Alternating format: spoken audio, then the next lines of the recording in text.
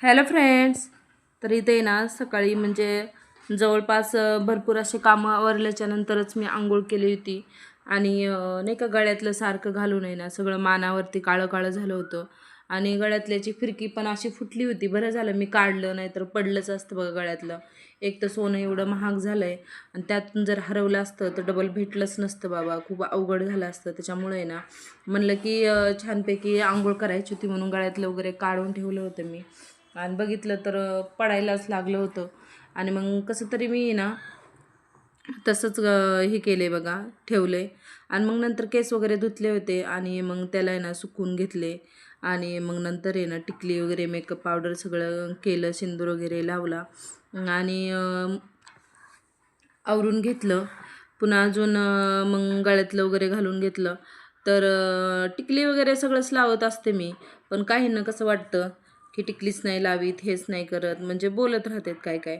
आणि सगळ्याच गोष्टी असतात, टिकली, कानातलं, सिंदूर, बांगड्या सगळंच असते. कधी कधी नाही हे घालत बघा. आणि मग इथे ना ह्याला कोकम शरबत प्यायचा होता.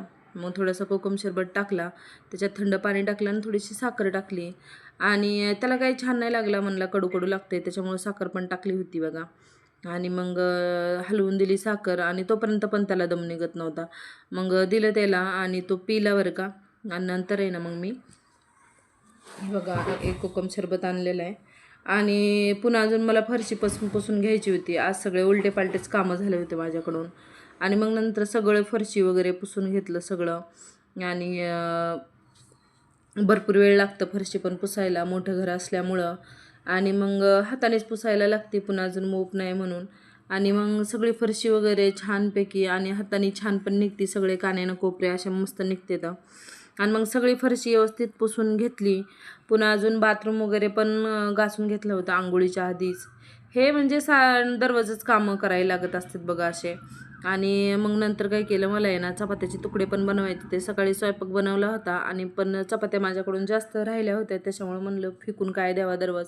तर चपात्याचे तुकडे पण बनवून घेतले छान असं. त्यांना सगळं टाकलं होतं मी, सगळं जेवढं मसाल्या भाताला असतं तेवढं पण सगळं टाकलं होतं.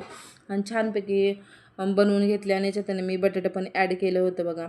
आणि छान असे तुकडे झाले होते, आणि गरम गरमच मग मी खाऊन घेतले.